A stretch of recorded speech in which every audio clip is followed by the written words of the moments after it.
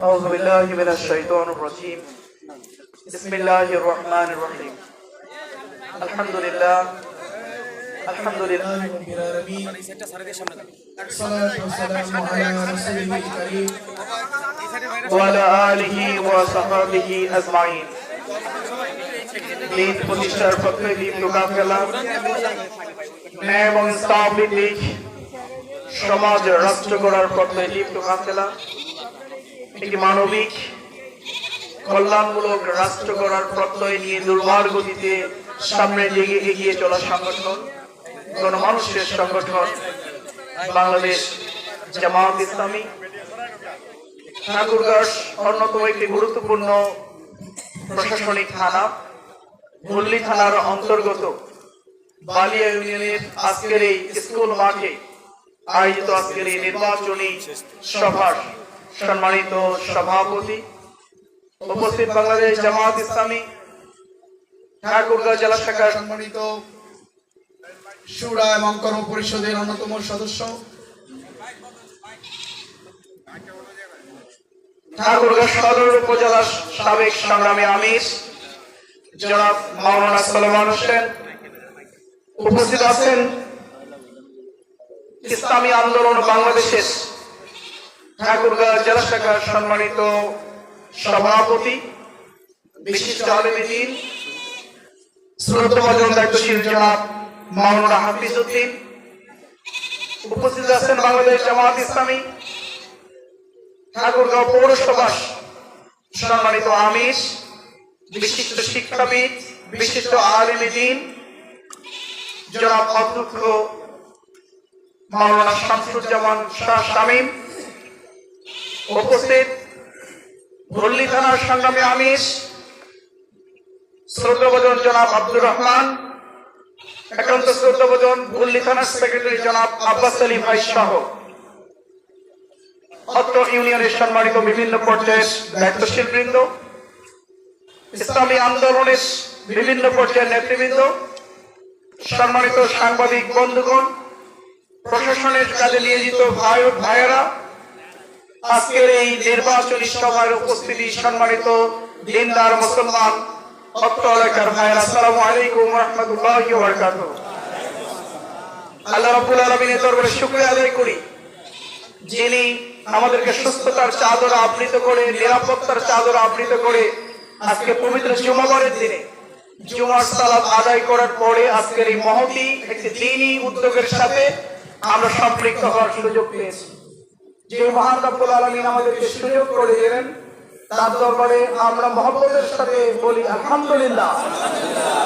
দুরূদ ও তাসবিহ পেশ করছি মানবতার মুক্তির দূত আখির নবী হযরত মুহাম্মদ সাল্লাল্লাহু আলাইহি ওয়াসাল্লামের দরবারে যারা নিত্য বিধান এবং জীবন আদর্শ প্রতিষ্ঠার আন্দোলনের সাথে আমরা নিজেদেরকে সম্পৃক্ত করেছি। যতক্ষণ পর্যন্ত রাসূলের আদর্শকে আমরা বুকে ধারণ করতে পারবো না, সেই আদর্শ অনুযায়ী আমাদের পরিবার, আমাদের সমাজ, আমাদের রাষ্ট্র তথা পৃথিবীতে যতক্ষণ পর্যন্ত এই আদর্শ অনুযায়ী চলবে না ততক্ষণ পর্যন্ত সমাজ, রাষ্ট্র, পৃথিবীতে কখনো শান্তি আসতে পারে না। আজকে যত জুলুম, নির্যাতন, অবিচার, যত বেইনসাফি, যত অশান্তির দাবানো দাও দাও করে জ্বলা, সবকিছুর মূল কারণ হলো আজকে রাসূলের আদর্শ আমাদের মাঝে নেই। রাসূলের আদর্শ আজকে সমাজ, রাষ্ট্র, পৃথিবীতে নেই। সুতরাং আমাদেরকে যদি ন্যায় এবং ইনসাফ কায়েম করতে হয়, সুবিচার যদি প্রতিষ্ঠিত করতে হয়, তাহলে রাসূলের জীবনী থেকে আমাদেরকে ফিরে যেতে হবে। সেই রাসূলের জন্য আমরা মহব্বতের সাথে হৃদয় থেকে পাঠ করি সাল্লাল্লাহু আলাইহি ওয়াসাল্লাম। শ্রদ্ধা ভরে স্মরণ করছি ওই সকল মর্দে মুজাহিদ ভাইদের যারা যুগে যুগে আল্লাহ প্রদত্ত এবং রাসূল সাল্লাল্লাহু আলাইহি ওয়াসাল্লামের প্রদর্শিত জীবন বিধান অনুযায়ী নিজের জীবন, পরিবার, সমাজ তথা রাষ্ট্রকে গড়ার স্বপ্ন নিয়ে আন্দোলনের নেতৃত্ব দেওয়ার অপরাধে, সেই আন্দোলনের সাথে সম্পৃক্ত থাকার অপরাধে জুলুমের শিকার হয়ে যারা শাহাদত বরণ করেছেন, আমরা তাদের জন্য দোয়া করি আল্লাহ রাব্বুল আলামিন তাদের শাহাদতকে কবুল করুন, শাহাদতের সর্বোচ্চ মর্যাদা দান করুন। আমরা গভীরভাবে স্মরণ করছি বাংলাদেশের ওই সকল তরুণ, যুবক, ছাত্র, জনতা, আলেমে দ্বীন যাদের রক্ত এবং ত্যাগের বিনিময়ে আজকে ফ্যাসিবাদ মুক্ত বাংলাদেশ পেয়ে, আমরা বৈষম্যহীন বাংলাদেশ পেয়ে, ফ্যাসিস্ট হাসিনা মুক্ত বাংলাদেশ পেয়ে আজকে মুক্ত খোলা আকাশের নিচে আমরা সমাবেশ করার সুযোগ পেয়েছি। যাদের রক্ত, যাদের জীবন, যাদের ত্যাগের বিনিময়ে আমরা এই সুযোগ পেলাম, সেই সমস্ত তরুণ, যুবক, ছাত্র ছাত্রী, শ্রমিক, জনতা, আলেমে দ্বীনদের জন্য আমরা দোয়া করি। আল্লাহ তাদেরকে কবুল করুন, এর উত্তম জাযা তাদেরকে দান করুন। সম্মানিত ভাইয়ের আমার, আমি শুধু এটুকু বলবো আপনাদেরকে, ওহারা প্রচার করুক হিংসা, বিদ্বেষ আর নিন্দাবাদ, আমরা প্রচার করিব সাম্য, শান্তি, এক আল্লাহ জিন্দাবাদ। হিংসা, প্রতিহিংসা কখনো সমাজ, রাষ্ট্র, সমাজের জন্য কখনো কল্যাণ বয়ে নিয়ে আসতে পারে না। হিংসা, প্রতিহিংসা সব সময় আমাদের সমাজকে কুড়ে কুড়ে নিঃশেষ করে ফেলে, আমাদের পরিবারকে কুড়ে কুড়ে নিঃশেষ করে ফেলে, আমাদের ভালো আমলগুলোকে কুড়ে কুড়ে নিঃশেষ করে ফেলে। আমরা বিগত 54 বছরে আমরা এদেশে যে রাজনীতি দেখেছি, সেই রাজনীতি হলো একটা কলুষিত রাজনীতি, সেই রাজনীতি হলো একটা পচা রাজনীতি, যে রাজনীতি হলো প্রতিহিংসার রাজনীতি, যে রাজনীতি হলো হিংসা বিদ্বেষের রাজনীতি। কিভাবে একজন আরেকজনকে ঠকানো যায়, কিভাবে আরেকজনের উপরে জুলুম চালানো যায়, তার দোকান কিভাবে দখল করা যায়, তার বাড়ি কিভাবে দখল করা যায়, কিভাবে তাকে মামলা দিয়ে তাকে জেলখানার মধ্যে ঢোকানো যায়, এই প্রতিহিংসার রাজনীতি দেখেছি বিগত 54 বছরে। আমরা আর এই কলুষিত রাজনীতি, পচা রাজনীতি বাংলাদেশে দেখতে চাই না।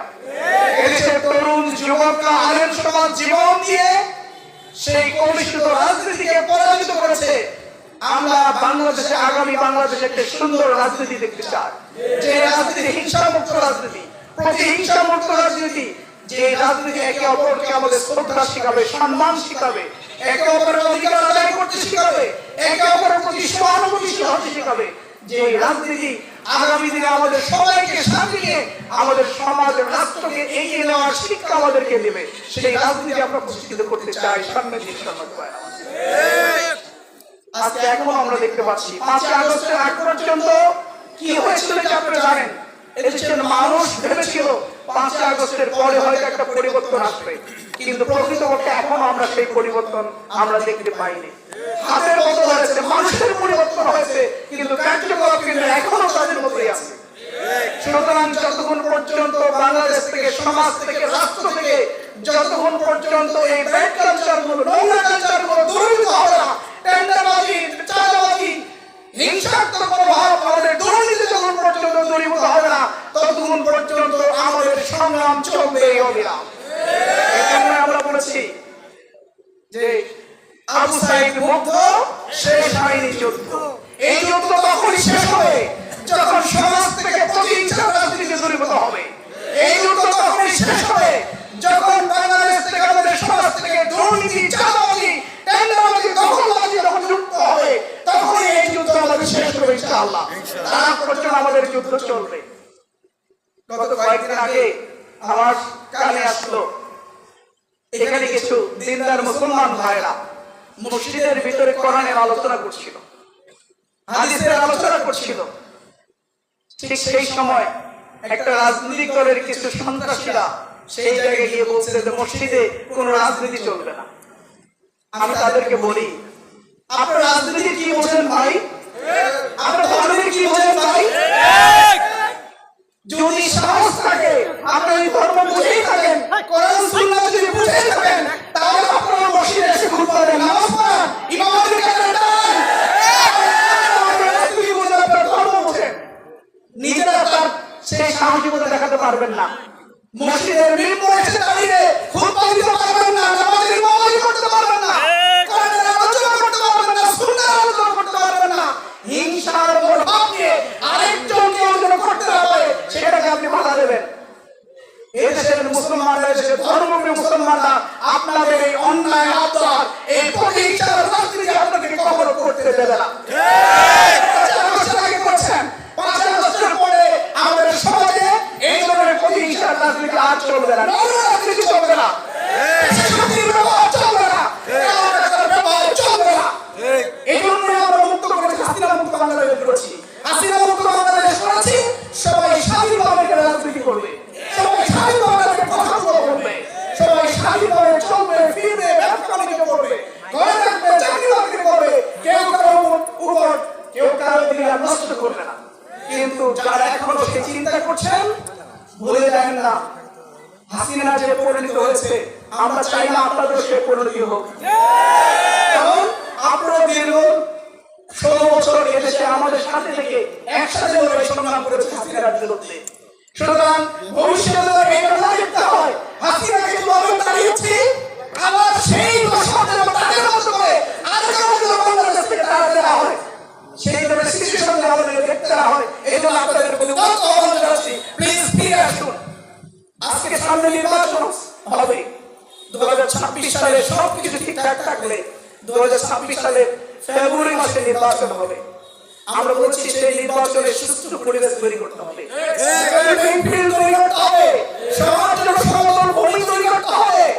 কিন্তু ঠাকুরগাঁর এই ইউনিয়নের পরিবেশ থেকে মনে হয় এখনো বাংলাদেশের লেভেল প্লেইং ফিল্ড তৈরি হয়নি। আপনি রাজনীতি করবেন, আপনি রাজনীতি করবেন, আপনি ভোট চাইবেন, আরেকটা দল ভোট চাইতে পারে না, এটা হতে পারে না। যতক্ষণ পর্যন্ত এই ধরনের পরিবেশ নিশ্চিত না হবে ততক্ষণ পর্যন্ত নির্বাচনের দেশের মানুষ বের হবে না। যখন এদেশের মানুষ, এই এলাকার মানুষ যখন স্বাধীনভাবে ভোটের অধিকার নিয়ে কথা বলতে পারবে, ব্যবসা বাণিজ্য করতে পারবে, ঘরে ঘরে ভোট চাইতে পারবে, প্রত্যেকটা বাজারে গিয়ে দোকানদারের কাছে ভোট চাইতে পারবে, সমাবেশ করতে পারবে, এই পরিবেশ যখন তৈরি হবে তখনই সেই নির্বাচন দেশের মানুষের কাছে গ্রহণযোগ্য হবে। আপনাদের কথার উপরে নির্ভর করে কোনো কিছু হবে না, আপনাদের কথার উপর কোনো নির্ভর হবে না। এছাড়া ইতিমধ্যে আপনারা এটা আমরা প্রমাণ করে দেশের মানুষ কি চায়। সুতরাং এখনো সময় আছে, ফিরে আসুন, ভালো পরিবেশ তৈরি করুন। এদেশের জনগণ যাকে ভোট দেয় তিনি নির্বাচিত হবেন, তিনি সরকার গঠন করবেন। এদেশের মানুষ যদি আপনাদেরকে পছন্দ করে, আপনাদেরকে যদি ভোট দেয়, আপনারা নির্বাচিত সরকার গঠন করবেন। আর এদেশের মানুষ যদি আপনাদেরকে পছন্দ করে, আর ভিন্ন কাউকে যদি পছন্দ করে, সেটার সুযোগ দিতে হবে। এবং এদেশের মানুষ সেই পরিবর্তনটা এখন দেখছে। সারা বাংলাদেশ ব্যাপী এখন পরিবর্তনের হাওয়া শুরু হয়েছে। মানুষ আর সেই 16 বছরের মতো চাঁদাবাজি দেখতে চায় না, টেন্ডারবাজি দেখতে চায় না, দুর্নীতি দেখতে চায় না, দেখতে চায় না, সন্ত্রাসী কার্যক্রম দেখতে চায় না। যারা সন্ত্রাসী কার্যক্রম করবে ব্যালট পেপারের মাধ্যমে উচিত শিক্ষা তাদেরকে দেওয়া হবে আগামী জিনিসটা। অপেক্ষা করুন, আর তো কয়েকটা মাস। ইতিমধ্যে সিমটম শুরু হয়ে গেছে। ঢাকা বিশ্ববিদ্যালয়ের নির্বাচনের মাধ্যমে আপনারা দেশের মানুষ জানতে পারছে মানুষ পরিবর্তন চায়। জাহাঙ্গীরনগর বিশ্ববিদ্যালয়ের নির্বাচনের মাধ্যমে ছাত্র সমাজ দেখিয়ে দিয়েছে, প্রমাণ করেছে আমরা চাঁদাবাজিকে হাত দেখতে চাই না, দেখতে চাই না। যারা টেন্ডারবাজি করে, যারা চাঁদাবাজি করে না, যারা মানুষের কল্যাণে কাজ করে, তাদেরকে আগামী দিনে আমরা নির্বাচিত করবো। নির্বাচন প্রমাণ করেছে। আগামীতে রাষ্ট্রীয় নির্বাচন আছে, এরপরে চট্টগ্রাম বিশ্ববিদ্যালয়ের নির্বাচন আছে। সেই নির্বাচনে ওইখানকার সাধারণ ছাত্রছাত্রীরা ন্যায়ের পক্ষে, সত্যের পক্ষে, চাঁদাবাজির বিপক্ষে রায় দেবে ইনশাআল্লাহ। এরপরও যদি আপনাদের হুঁশ ফিরে না আসে, তাহলে বুঝবার প্রকাশ করে বাস করছেন, পরিবর্তন বুঝতে পারেন না। মানুষ রিক্সাওয়ালাকে জিজ্ঞেস করেন, সিএনজি চালকদেরকে জিজ্ঞেস করেন, খেটে খাওয়া মানুষকে জিজ্ঞেস করেন তারা কি চায়, তাদের মনের ভাষা বোঝার চেষ্টা করুন। সুতরাং যদি বুঝতে পারেন তাহলে ওই পথ থেকে ছেড়ে দিয়ে এসে মানুষের কল্যাণে কাজ করুন, মানুষের খেদমতে কাজ করুন, মানুষের সেবকের ভূমিকা পালন করুন। তাহলে মানুষ হয়তো পছন্দ করলে করতেও পারে। সম্মানিত ভাইরা আমার, এরপরে যে বিষয়টি বলবো সেটি হলো, আমরা স্বাধীনতার 54 বছরে এই ঠাকুরগাঁয়ে অনেক এমপি বানিয়েছিলাম, তাই না? এই এমপিদের মধ্যে থেকে কেউ কেউ মন্ত্রীও হয়েছিল আমাদের ঠাকুরগাঁ থেকে। কিন্তু আপনারা বলেন তো, যারা এমপি নির্বাচিত হয়েছিল, যারা মন্ত্রী হয়েছিল, ঠাকুরগাঁর এমন কোন দৃশ্যমান উন্নয়ন তারা দেখাতে পারবে যে আমি নির্বাচিত হয়ে সে কাজটি করেছি? তাহলে 54 বছরে যারা নির্বাচিত হলেন মানুষের ম্যান্ডেট নিয়ে, তারা কি করেছিলেন? তারা শুধু নিজেদের উন্নয়ন করেছে, নিজেদের পরিবারের উন্নয়ন করেছে, তারা নিজেদের দলের উন্নয়ন করেছে, কিন্তু যাদের ভোটে নির্বাচিত হয়েছিলেন তাদের উন্নয়নে তারা মনোনিবেশ করেননি। যদি করতো তাহলে আমাদের এই ঠাকুরগাঁও সদর হাসপাতালটা এই অবস্থায় পড়ে থাকতো না। 54 বছরের যে হাসপাতাল 250 শয্যা বিশিষ্ট ওইটি আছে। 17 লক্ষ মানুষের বসবাস আমাদের এই প্রিয় ঠাকুরগাঁয়। এই 17 লক্ষ মানুষের জন্য একটা মাত্র হসপিটাল, সেটি হল সদর হসপিটাল, মাত্র 250 শয্যা বিশিষ্ট। এখানে যদি ট্রিটমেন্ট নিতে যান তার একটু প্রবলেম হলে বলে দিনাজপুরে যাও, রংপুরে যাও, ঢাকায় যাও। কারণ এখানে সিটি স্ক্যানের ব্যবস্থা নেই, এমআরআই কোনো ব্যবস্থা নেই, এখানে ইসিজির ব্যবস্থা নেই, ইকোর ব্যবস্থা নেই। এগুলো করতে গেলে আমাকে দিনাজপুরে যেতে হয়, রংপুরে যেতে হয়, ঢাকায় যেতে হয়। আমাদের অর্থ এলাকার মানুষগুলো আর্থিকভাবে এতটাই নিম্নবিত্ত যে চিকিৎসার জন্য যে টাকা দরকার, সেই টাকার সংকটের কারণে তারা দিনাজপুর, রংপুর, ঢাকায় ট্রিটমেন্ট করতে পারে না। অনেকে বিনা ট্রিটমেন্টে, আর্থিক সংকটের কারণে বিনা ট্রিটমেন্টে মারা যাচ্ছে। এদিকে কেউ মনোনিবেশ করে না, কেউ খেয়াল করে না। আর দু একজন ভাই আছে সকল ফ্যামিলিগুলো ট্রিটমেন্ট নেওয়ার জন্য ঢাকায় যাচ্ছে, আমি জানি। ঢাকায় আমি থাকার কারণে এই ঠাকুরগা থেকে অনেক রোগীরা যায়, গিয়ে আমাকে ফোন করে, ভাই আমি পঙ্গুতে ভর্তি হয়েছি, আমি পিজিতে ভর্তি হয়েছি, আমি ঢাকা মেডিকেলে ভর্তি হয়েছি, আমার টাকার খুবই সংকট, এখন আপনারা যদি এসে কোনো ব্যবস্থা করে দেন। আমার পক্ষ থেকে যতটুকু পারি আমি সহযোগিতা করেছি, অন্তত ভালো ট্রিটমেন্ট যেন পায় এর ব্যবস্থা আমি স্বীকার করে দেওয়ার চেষ্টা করি। ট্রিটমেন্টের জন্য ওই ঢাকায় যাওয়া লাগতো না, যাওয়া লাগতো না। কিন্তু বিগত দিনের রাজনীতিবিদরা কেউ এটা দেখেন নাই, আমি স্বপ্ন দেখেছি। ইনশাআল্লাহ আপনি ইতিমধ্যে খেয়াল করেছেন হয়তো, আমি এটা নিয়ে আন্দোলন করেছি। ঠাকুরের একটা মেডিকেল কলেজ হাসপাতাল প্রতিষ্ঠিত করার জন্য আমি ঠাকুরের মানববন্ধন করেছি, ঢাকায় মানববন্ধন করেছি, আমি স্বাস্থ্য উপদেষ্টার সাথে সাক্ষাৎ করেছি, আমি স্বাস্থ্য সচিবের সাথে সাক্ষাৎ করেছি, সংশ্লিষ্ট মন্ত্রণালয়ের প্রত্যেকটি জায়গায় আমি দৌড়িয়েছি যে ঠাকুরকে একটা মেডিকেল কলেজ হাসপাতাল দিতে হবে। তারা আশ্বস্ত করেছেন ইনশাআল্লাহ। আমাদের বিশ্বাস আগামী দিনে ঠাকুরকে আমরা একটা আধুনিক মেডিকেল কলেজ হাসপাতাল প্রতিষ্ঠিত করতে পারবো ইনশাআল্লাহ। সম্মানিত ভাই আমার, আজকে দেখুন আমাদের যোগাযোগ ব্যবস্থা ঠাকুরগাঁয় প্রায় 2250 কিলোমিটারের রাস্তা আছে ঠাকুরগাঁ সদরের মধ্যে, যার মধ্যে আমি খোঁজ নিয়ে দেখলাম ঢাকায় সংশ্লিষ্ট মন্ত্রণালয়ে যখন গেলাম, তারা আমাকে ক্যালকুলেশন করে দেখালো যে মাত্র 750 কিলোমিটার রাস্তা হলো পাকা, আর বাকি 3 ভাগের 2 ভাগে হলো কাঁচা রাস্তা। বর্ষাকালে কি কষ্টের মধ্যে এই এলাকার মানুষগুলো যাতায়াত করে চলাফেরা করে, এটা আপনারাই তার বাস্তব সাক্ষী।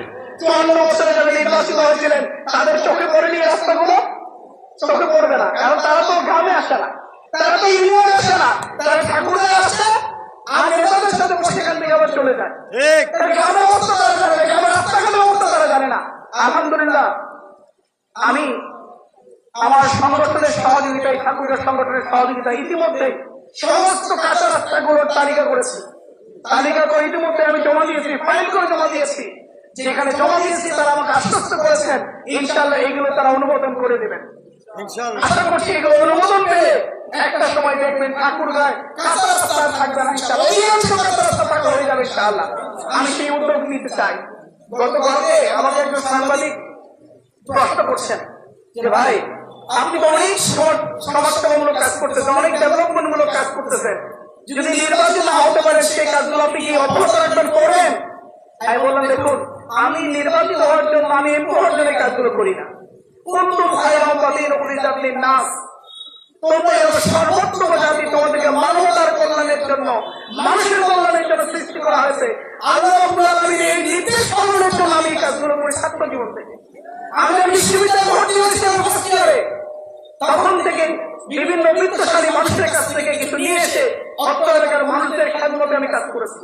আমি মসজিদে টিউব দিয়েছি, মসজিদে উজুরা দিয়েছি, গরিব যাদের কাছে সুবিধা সমস্যা তাদের টিউব দিয়েছি, আমি অনেক বসে দিয়েছি, কাউকে ভ্যান দিয়েছি, রিক্সা দিয়েছি, কাউকে সেলাই মেশিন দিয়েছি, কাউকে ফুল প্যাকেট দিয়েছি।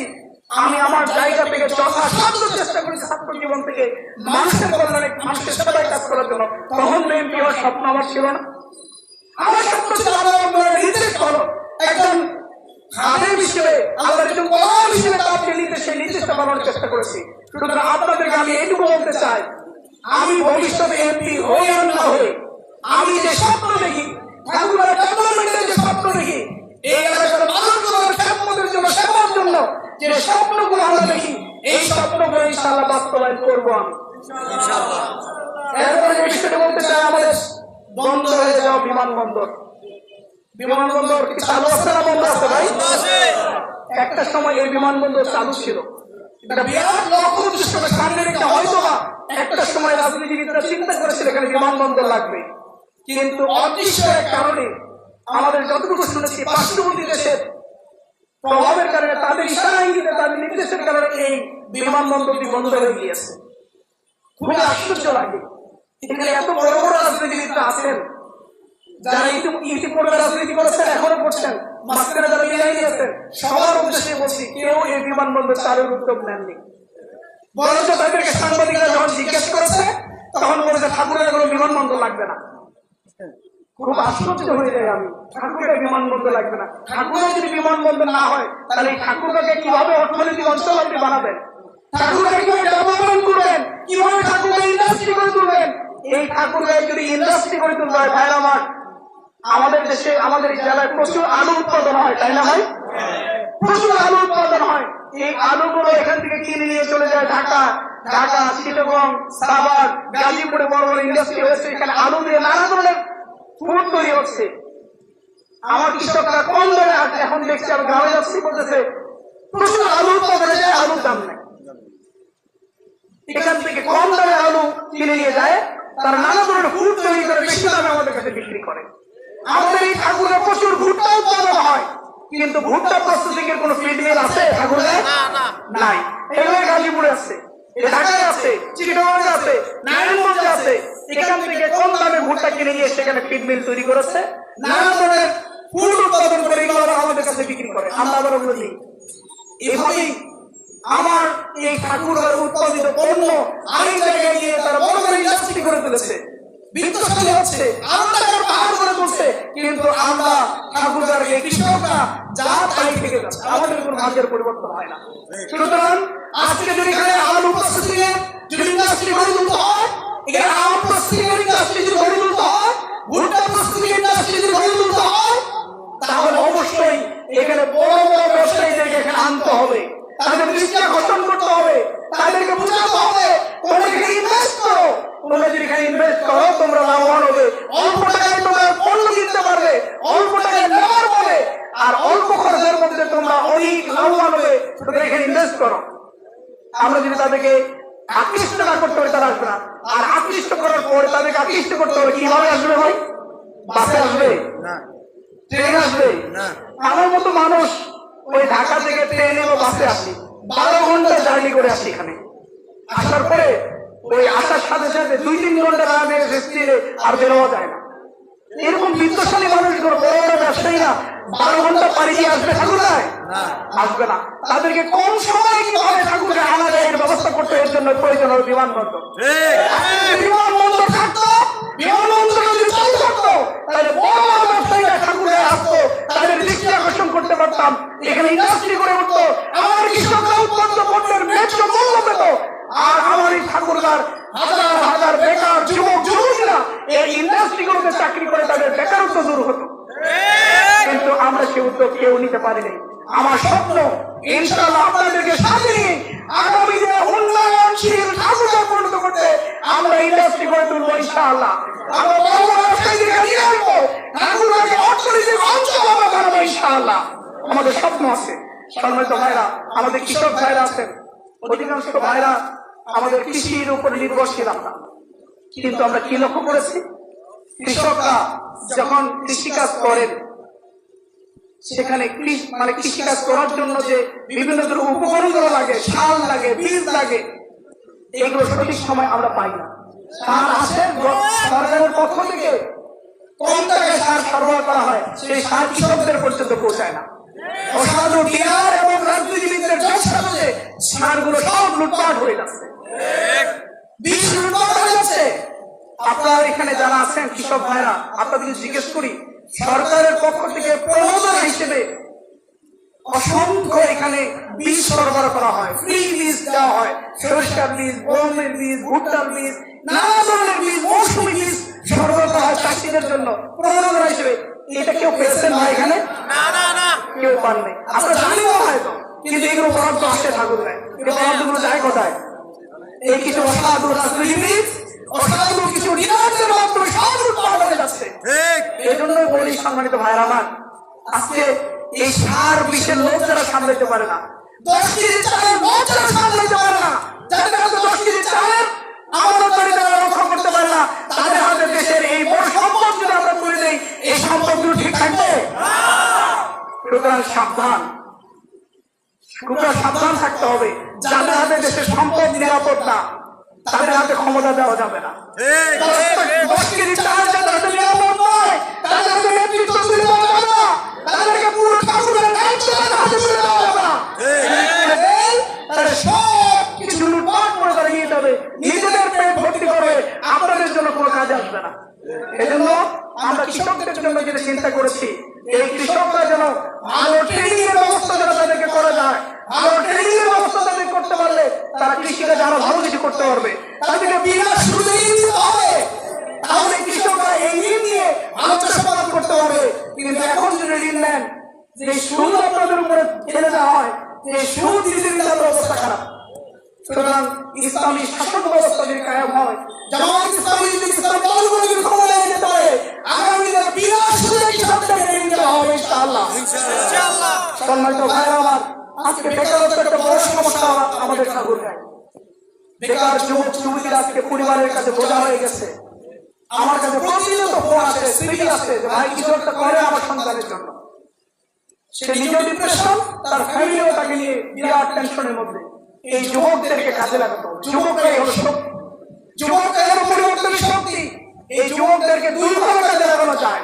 একদিকে আমি বলছি ইন্ডাস্ট্রি গরিবের মাধ্যমে তাদেরকে সেখানে চাকরির ব্যবস্থা করে তাদের বেকারত্ব দূর করতে হবে। অপরদিকে তাদেরকে ভালো ট্রেনিং দিয়ে তাদেরকে বিনা সুদে প্রবণতা হিসেবে আর্থিক যদি সাপোর্ট দেওয়া হয় এই যুবকদেরকে, তাহলে এই যুবকরা নিজেরাই কিছু করতে পারবে। শুধু নিজেরাই নিজে একটা প্রতিষ্ঠান করে আরো কয়েকশো মানুষের কর্মসংস্থানের ব্যবস্থা তারা নিজেরাই করতে পারবে। এই জন্য যুবকদেরকে যেন আগামী দিনে যেন কোনো যুবক যুবতী বেকার না থাকতে পারে, তারা প্রমাণিত করবে ইনশাআল্লাহ। এরপর আপনাকে বলতে চাই, দুর্নীতিমুক্ত বাংলাদেশ আমাদের আমিরে জামাত ঘোষণা করেছেন। আপনারা অনেকে শুনেছিলেন, যেদিন 19 জুলাই আমাদের মহাসমাবেশ হয়েছিল, তিনি দুইবার পড়ে গিয়েছিলেন, দাঁড়িয়ে কথা বলতে গেছেন, আবার পড়ে গেছেন। আল্লাহ রাব্বুল আলামিন তাকে সুস্থ করেছেন, আলহামদুলিল্লাহ। এই দেশের জন্য, দেশের মানুষের জন্য কত প্রয়োজন তার, এটি উপলব্ধ করেছি তিনি যখন অসুস্থ হলেন, যখন ডাক্তাররা বলল তার ওপেন সার্জারি লাগবে, তার হার্টের অবস্থা খুবই খারাপ। এখনই যদি ওপেন সার্জারি না করা হয়, তাহলে ভয়াবহ দুর্ঘটনা ঘটে যেতে পারে। এই খবর শোনা মাত্রই শোকের ছায়া নেমে গিয়েছিল বাংলাদেশকে আবমন জনতার মধ্যে। একটা রিক্সাওয়ালাকে জিজ্ঞেস করে, ভাই আপনাদের আমিরের কি অবস্থা? একদম প্রশাসনের লোক জিজ্ঞেস করে, আমিরের কি অবস্থা? প্রধান উপদেষ্টা খোঁজ খবর নেন, আর্মি চিফ খোঁজ খবর নেন, পুলিশের উচ্চতর কর্মকর্তা খোঁজ খবর নেন, সকল প্রশাসনের লোকজন সবাই মিলে খোঁজ নেওয়া শুরু করেছে আমাদের আমিরের কি অবস্থা। কারণ সবাই টেনশনের মধ্যে পড়ে গেছে আমাদের আমিরকে নিয়ে। এটাই হলো ভালোবাসা। তারা যে আমিরকে নিয়ে একটা শফিক রহমান জানে আগামী দিনের বাংলাদেশের স্বপ্ন দেখে, সেই শফিক রহমান যদি একবার চলে যায়, তাহলে আমরা হতাশার মধ্যে পড়ে যাবো। কাকে নিয়ে স্বপ্ন দেখবো? সেই ডাক্তার শফিক রহমান আমাদেরকে স্বপ্ন দেখিয়েছেন আগামী দিনে একটি দুর্নীতিমুক্ত বাংলাদেশে। তিনি বলেছেন, আগামী দিনে আমাদেরকে যে সকল এমপি ভাইয়েরা আমাদের জামাত ইসলামের পক্ষ থেকে এমপি হিসেবে নির্বাচিত হবেন, তাদের জন্য রাষ্ট্রের পক্ষ থেকে ফ্রি ট্যাক্স ফ্রি গাড়ি দেওয়া হয়, তারপর তাদের জন্য প্লট বণ্টন দেওয়া হয়। জামাত ইসলামের কোন এমপি সেই প্লট সেই গাড়ি ব্যবহার করতে পারবে না, কারণ এগুলো রাষ্ট্রীয় সম্পদ, এটা জনগণের সম্পদ। জনগণ আমাকে এমপি হিসেবে নির্বাচিত করে ওই বিরাট বড় গাড়িতে ওঠার জন্য আমাকে এমপি হিসেবে নির্বাচিত করেন না। জনগণ আমাকে ওই প্লটের মধ্যে একটা বড় প্লটের মধ্যে 10 তলা বিল্ডিং করে আড়াই করার জন্য জনগণ আমাকে নির্বাচিত করেন নাই। আমরা জনগণের শাসক হতে চাই না, আমরা জনগণের সেবক হতে চাই, জনগণের সেবা করতে চাই। এজন্য তিনি বলেছেন, আমাদের এমপিরা কেউ এগুলো গ্রহণ করতে পারবে না। রাষ্ট্রের পক্ষ থেকে জনগণের জন্য যা বরাদ্দ আমাদের এমপিদের মাধ্যমে তারা প্রত্যেকে জনগণের কাছে জবাবদিহি করবে। সব বন্টন করে দেওয়ার পরে জনগণের সামনে দাঁড়িয়ে তারা হিসাব দেবে। তারা জবাবদিহি করবে, আমার কাছে 1000 টাকা এসেছিল, 1000 টাকা আমি সুন্দর করে বন্টন করেছি, হিসাব দেবে। হিসাব না দেওয়া পর্যন্ত আমি স্থান নেই। এই ধরনের জবাবদিহিমূলক স্বচ্ছতামূলক আমরা রাষ্ট্র ব্যবস্থা সমাজ ব্যবস্থা করতে চাই। আপনারা কি সেটা চান? এই ধরনের জবাবদিহিমূলক স্বচ্ছতামূলক যদি রাষ্ট্র ব্যবস্থা সমাজ ব্যবস্থা করবে, আমার ইউনিয়ন পরিষদের চেয়ারম্যান যদি হিসাব দেয়, আমার এক মাসে চাল এসেছিল, গম এসেছিল, এতগুলো জিনিস এসেছিল, আমি সুষ্ঠু বন্টন করেছি, এই হিসাব যদি জনগণের কাছে থাকে দিতে পারে, এই হিসাব যদি তার থাকে, জনগণ তাকেই ভোট দেবে। সুতরাং আগামী দিনে এই ধরনের দুর্নীতি মুক্ত বাংলাদেশ আমরা করতে চাই। আমরা দুর্নীতি করবো না, কাউকে দুর্নীতি করতে দেব না। আমরা চাঁদাবাজি করবো না, কাউকে চাঁদাবাজি করতে দেব না। সম্মানিত ভাইয়ের আমার, এখানে অনেক ইসলামী দলের নেতৃবৃন্দ আসছেন। আলহামদুলিল্লাহ, আলহামদুলিল্লাহ। আল্লাহ শুরু করুন। দীর্ঘ বছর পরে সেবার ইসলামী দলগুলো আমরা এক প্ল্যাটফর্মে আসার চিন্তা করছি। আগামী জাতীয় সংসদ নির্বাচনে ইসলামী দলগুলো একটা বাড়ার বাস্তবে একটাই ভোট বাক্স হবে। এই পরিকল্পনা ইতিমধ্যে অনেক দূর পর্যন্ত এগিয়ে গেছে।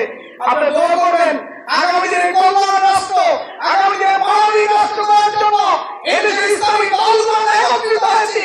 নির্বাচনী সমঝোতার মাধ্যমে আগামী দিনে রাষ্ট্র ক্ষমতায় যাবে ইনশাআল্লাহ। একটা ব্যালট বাক্স হবে ইনশাআল্লাহ। সবাই এক ব্যালট বাক্সে যে যেখানে নির্বাচন করুক আমাদের একজন প্রার্থী থাকবে এবং সেখানে একটা ব্যালট বাক্স থাকবে। সবাই মিলে সেখানেই আমরা আমাদের মূল্যবান ভোটটা সেখানে প্রয়োগ করবো ইনশাআল্লাহ। সম্মানিত ভাইয়ের আমার, এখানে আমাদের বোনেরা আছেন। আমি বোনদের জন্য বলতে চাই, বোনেরা, ইসলাম হলো আপনাদের নিরাপত্তার সবচেয়ে গ্যারেন্টি দেয়। ইসলাম ছাড়া, কোরআন সুন্নাহ ছাড়া, ইসলামী শাসন ব্যবস্থা ছাড়া আপনাদের কেউ নিরাপত্তা দিতে পারবে না। আপনার অধিকার কেউ নিশ্চিত করতে পারবে না। কেবলমাত্র আল্লাহ রাব্বুল আলামিন কোরআনের মাধ্যমে আপনাদের মর্যাদা নিশ্চিত করেছেন, আপনাদের নিরাপত্তা নিশ্চিত করেছেন। কিন্তু আজকে সেই কোরআন সুন্নাহ শাসন ব্যবস্থা না থাকার কারণে আপনারা পদের পদে নির্যাতিত হচ্ছেন, ঘরের বাইরেও নির্যাতিত হচ্ছেন, ঘরের ভিতরেও আপনাদের ইজ্জত আবরু নিয়ে খেলা করা হয় বিগত সময়গুলোতে। তাই আমরা বলতে চাই, আগামী দিনে জামাত ইসলাম ক্ষমতায় আসলে ইসলামী শাসন ব্যবস্থা প্রতিষ্ঠিত হবে, কল্যাণমূলক রাষ্ট্র, মানবিক রাষ্ট্র প্রতিষ্ঠিত হবে। আপনারা সবচেয়ে বেশি নিরাপত্তা পাবেন।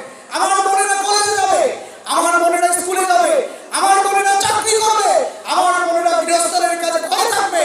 কেউ অনিরাপদ ভাববে না, কেউ কখনো কোথাও নিজেকে অনিরাপদ মনে করবে না। কলেজে যাবে, সেখানে নিরাপদ সে ফিরে আসবে। আজকে গার্ডিয়ানরা সেই নিরাপত্তা ফিল করে না। তার সন্তান কলেজ থেকে নিরাপদে ফিরে আসবে কিনা এই নিরাপত্তা নাই। আমার বোন, আমার ওয়াইফ কর্মস্থলে গেছে, চাকরিস্থলে গেছে, সেখান থেকে নিরাপদে ফিরে আসবে কিনা এই গ্যারান্টি নাই।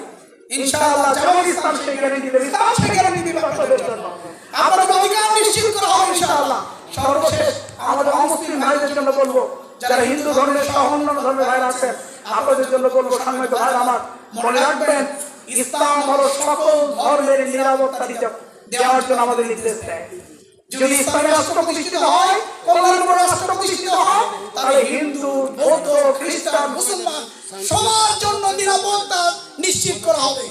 যেভাবে মসজিদ পাহারা দিতে হয় না, ঠিক একইভাবে আপনাদের মন্দিরও যেন পাহারা দিতে না হয়। এই ধরনের নিরাপদ সমাজ এবং রাষ্ট্র করবো ইনশাআল্লাহ। আমরা আপনাদের অধিকার নিশ্চিত করবো। আমরা ইনশাআল্লাহ আগামী দিনে সবাইকে সাথে নিয়ে সুখী সমৃদ্ধ একটি নিরাপদ বাংলাদেশ, নিরাপদ ঠাকুরগাঁও অঙ্গীকার ব্যক্ত করে আবার আপনাদের কাছ থেকে দোয়া চেয়ে, আপনাদের জন্য দোয়া করে আমি আমার কথা শেষ করছি। আসসালামু আলাইকুম ওয়া রাহমাতুল্লাহ।